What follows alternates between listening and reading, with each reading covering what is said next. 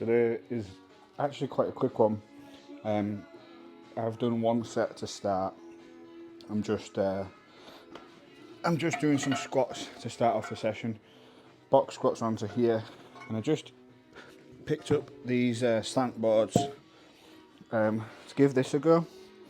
I'm not sure if this will be better or worse, to be honest, but I just wanted to try them and see how it feels.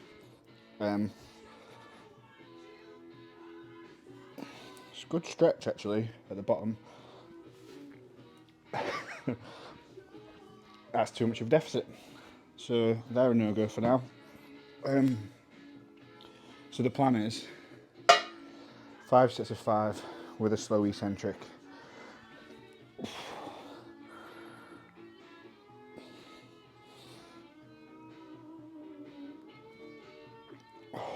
Which is deceptively hard. It's really not very exciting,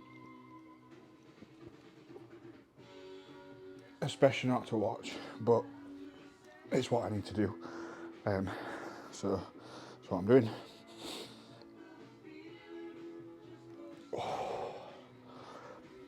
Oof.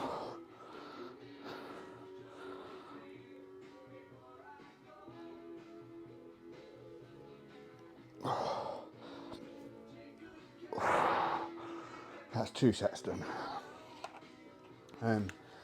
It's like the warmest day in the UK of the year, so it's like 21 degrees or something. So super sweaty. So I don't really have much in the way of updates since the last session was 2 days ago.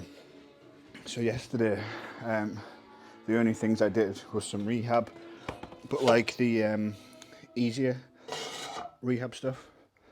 So basically just stretching. So a lot of the stretching at the minute will be like, say for example, foot up on here, trying to drive my knee forwards, just in and out. Sometimes it'll be holding it into that deep position there, where it's stretching the quad out. Some stuff is just straight up stretching. Some stuff is like squats, but so much higher height instead. So that's what I've been doing yesterday, and I managed full 15 minutes on the bike, which is the most I've done like this whole time. So what I realized is it's the revolutions of the bike that caused me a problem. It's every time I do a revolution it hurts, but that then makes it really hard to actually use it for like cardio.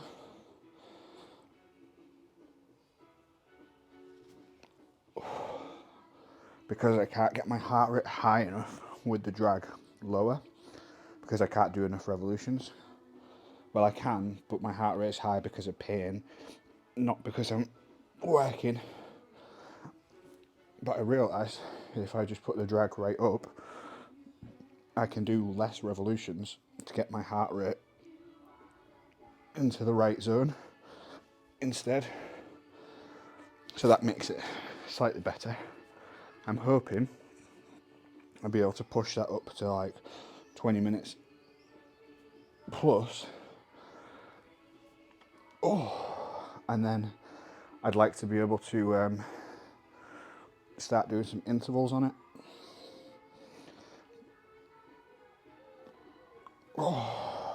Feels horrible. So that's the update from that perspective. Nutrition. Oh, here's something that's actually mildly interesting, not interesting, I don't know. So for nutrition stuff, pre-accident, pre-everything, my maintenance was about 4,000 calories. So then, accident happens. I use Macro Factor for my nutrition in terms of I have it on the collaborative mode. So you tell it what your goal is. That tells you how many calories to have. You then split up the macros however you want. So I just find that simple, don't have to think about it, straightforward. So each week it will potentially adjust your calories if you need to, up or down or whatever. Accident happens, I can't stand up, so I can't get weighed. So that's assuming my weight is the same the whole time. So that's fine. Accident then happens. I then am in hospital, obviously can't get weighed. I was just trying to eat as much as I can. I lost like 15 kilos in hospital, it's obviously not good. I then came out, regained 99% of the weight, gained like 14, 15 kilos back, started getting weighed again. My weight was back to 100. Then, over time, as I've dropped my calories, my weight has stayed the same. It's actually gone up ever so slightly. Now, what I think has happened is, so 4,000 was my maintenance, and then as I was recovering, the 4,000 was probably about maintenance then. But now I'm past that initial, there's 3 main stages of recovery. I'm past that second stage and into the third stage, which is like the remodeling state. So the first phase is like the acute inflammatory response. Second phase is proliferation, so things going back. Third stage is remodeling. So that's in response to stress. So like technically my knees are like fine now. They're obviously not. But it's the remodeling stage of the tendons need to grow back strong essentially and flexible. So in that stage, it's not requiring a lot of calories for that. So that's one element. My activity levels, I was doing 10, 12,000 steps a day on average. So that's gone down to like 2,000 to 3,000 at a push. Next thing is, I was doing cardio up to about 3 hours a week in total. It was quite a bit of cardio really. And my fitness was not too bad, so I was burning quite a lot in those sessions. That's 2 things. And then my actual training sessions. So, one of the sessions before the competition, I'm fairly sure I did 3x3 squats with 240, 240 and 250 as one session. I then did deadlifts for like sets of 6, which will have been around 200-ish kilos. I then did split squats and then some abs. That single session and training like that will have burned and had me burning so many calories compared to what I'm doing now. So that's another factor. Basically, all of that together is contributing to now I think my maintenance calories is starting to drop quite significantly. So I'd said about how I've been getting leaner but also slightly heavier, and that's obviously due to some of the extra supplements that I'm taking. But it's been now basically since the accident, so that kind of will have worn off. So then I started training again, so that will have done it a little bit. So now it's at the point of where like return, newbie gains, supplement gains, they'll be done now to a certain extent. So now if my weight's still staying the same, I'm just not in a deficit. Like that's it. So I looked through my nutrition log, if you like, and I have been averaging about 3,500 calories, and I've been averaging the same weight. So clearly, that's my new maintenance, about 3,000, it's like 3,470 something. Call it 3,500. So to actually be in a deficit, I need to eat less than that. So that's really straightforward. I need to eat less than that or do more, or both. So that's the only like main difference, the nutrition thing. So I'll probably go down to about 3,000-ish calories this week and see how that goes, see what kind of a difference that makes. So I'm kind of like, I've had enough of being out of shape, if that makes sense. Like there's no reason now to be force feeding myself. I'm not hungry a lot of the time anyway. So I think now is like a good time to get like back to normal. Only downside, or well, not only downside, I mean there's a bunch of downsides. Biggest concern I have, I can't really walk very much. So that's problematic. So I can't like do many steps. So that's going to mean my activity is going to stay quite low. I can do cardio, but I can't seem to do it for long. That's why I want to be able to do intervals. I don't particularly want to be doing like 2 cardio sessions a day, But if I can't do any walking or much walking, but I can do cardio just to get my energy expenditure up, I think I'll probably prefer that to having to eat tiny amounts. But like I say, my appetite's not too bad at the minute, so it doesn't matter. Training wise, as I get back to being able to lift decent loads, my expenditure there will go up.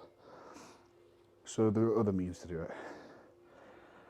But the cardio as well, I would really like the health benefits from it. It's like my resting heart rate has come down, but it's still not where I would like it to be. And I do feel like quite unfit a lot of the time, so that obviously makes a difference too. So, next up, we have squats with assistance. So what I'm going to do for this one today is I'm going to use the slant board on this so that I can get a bit deeper with this resistance. I don't know whether I'll be able to manage sets of 10 reps, but we'll see. Something that I think gets massively undervalued in rehab is actually training hard when you do it. Like your rehab, doing sets that are like 15 reps away from failure is not necessarily going to stimulate your body to get stronger and more muscular, is it? I'm not really getting any extra knee flexion by having these there, to be honest. Yeah, that's not really making any difference. Okay, so the slant board's not really helpful at the minute. But from here, if I can sit down onto this like that, that's a deep stretch there. I can't stand up straight from there though, that's too difficult. So we'll go with the assistance. So it's still 40 kilos, same as the other day. I'll look to progress this like week on week rather than session on session.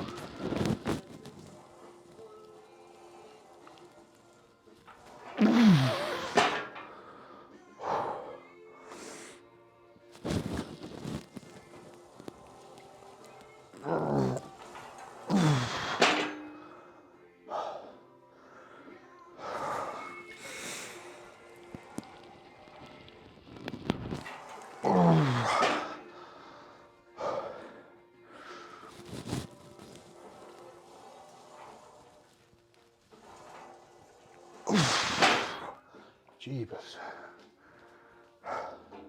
That is actually hard. That's what rehab should be like a lot of the time. Don't know if I'm going to get 10 of those, 5 sets of that done, to be honest.